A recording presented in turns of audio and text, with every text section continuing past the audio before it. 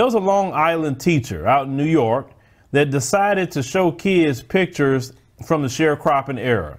And if we know anything about our history, we went from chattel slavery to convict leasing, which was the next extension of slavery, to sharecropping.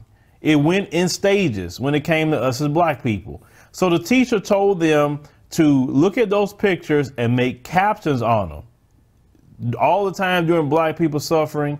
Let's go ahead and roll this clip. Dismissal here at J.W. Dodd Middle School in Freeport, where students and parents remain in disbelief over a slavery lesson given by a teacher in an 8th grade social studies class. The assignment, to caption these photos. But according to the district, the teacher told her class to, quote, make it funny and don't bore me. One student's responses posted on Facebook proving the absurdity to some parents. What would make you even say something like that, given a sign like that in the first place? It's just unthinkable. In fact, in a statement, Freeport's superintendent calling the lesson poorly conceived and executed, unacceptable, and an insensitive trivialization of a deeply painful era for African Americans in this country. One community activist suggesting that any teacher who could do this should have their license revoked. We can forgive them, we can love them, we can pray with them. But they have to go. But here's the thing. Some in her class say this teacher, a 20-year veteran here at the school, is well liked and that her lesson was somehow misinterpreted. She's a good teacher. She didn't mean it like that. Some people just took offense to it, and I know how she meant it. So. My son said that all she said was to put a title on the theme or whatever comes to their head. Still, the teacher issuing an apology to the district, saying, quote, it is my responsibility to exercise the highest degree of care and thought in all of my student and staff interactions. I failed to do so last week, and I fully accept that I must work hard to rebuild trust. For now, she's removed from the classroom pending the investigation. The thing that bothered me the most out of this whole piece is the little black girl.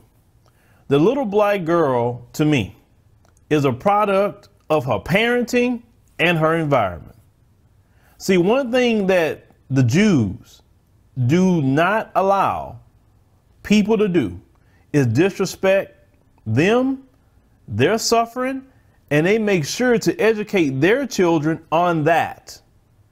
Now, if they would have did this and took some Holocaust pictures and told them to do the same thing, that teacher would have been fired, the principal probably been fired, the superintendent probably be put on the chopping block. Oh, they don't play when it comes to they suffering and they pain. But when it comes to black Americans, our suffering and pain that's been endured in this nation for hundreds of years, why is it that we should not take the position that Jews take about their pain? Matter of fact, we should be times 100 when it comes to ours. Theirs happened in a span of time. Ours happened hundreds upon hundreds of years, and we still enduring it today. And that we don't teach our children about our history. One thing the Jews say is never again, and they mean that. Why is it that we don't teach our children our history, our pain? Why don't we do that? It is sad for a black child to say what she was saying in this particular news piece. That is a failure upon her parents to teach her her history. No black child should sit there and think that's okay, that's not a big deal. It is a big deal, because if you don't say anything, then you forget about it. And then when you forget about it, you end up repeating it. That's why people say you never forget history. You always talk about it. You always bring it to the forefront. And don't let these people try to tell you, you should forget about this. You should forget about slavery. Let me tell you something, they won't stop talking about 9/11. They won't stop talking about it. They won't stop talking about Pearl Harbor. They won't stop talking about anything that happens to them.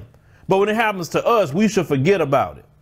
I wish you would come tell me to my face, forget about something. I'm not talking about the internet. If you tell me something that on my channel, I'm just going to block you. Because to me, I look at you as just disrespectful. And I already know what you on when you say you forget about it.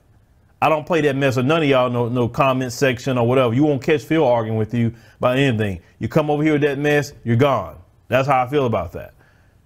We should never forget anything our ancestors went through as black Americans. The people that built this country, and the reason why America is where it's at today is due to the work of black Americans, the inventions of black Americans.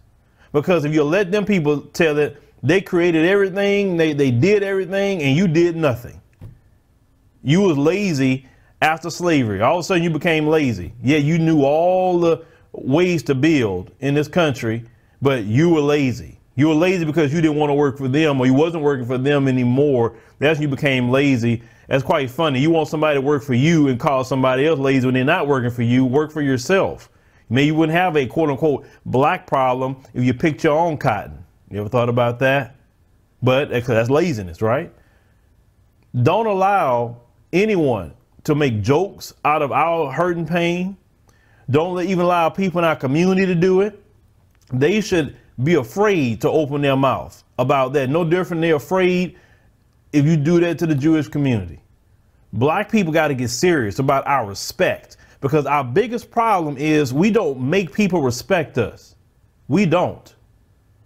We sit up here and argue with each other about stupidity, and that's fine. But we got to make sure people respect us. In this particular school, it had only 25% black children. The rest was more than 70% Hispanic in this school. Now, if you start talking about the Hispanic community, they're going to rise up and say something about it. They're not going to let you disrespect them. They get real mad and bothered. You talk about immigration. They do. So why is it that we can't talk about what happens to us today and even in the past? We have a right to do that. We have a right to stand up, and for sure that you parents educate your children on our history. Don't have them out here saying things like that on the news. She probably was one of them kids that wrote something down. Because you know, some of them said black girl magic. I mean, where'd that come from? We have to make people respect us, because if you don't have people respecting us, we're going to get this and a whole lot worse coming down the pipe. But leave me a comment, let me know what you think about the situation with this particular school. Now, the teacher, to me, should be fired. This teacher encouraged this and said, make it entertaining. They knew better. That teacher knew not to play with other groups like that, but he did it to black folks, and that teacher needs to be gone. And the teacher's not gone. Every black child needs to get out of their class and say, I will not be in a class with a racist white supremacist. I will not do it.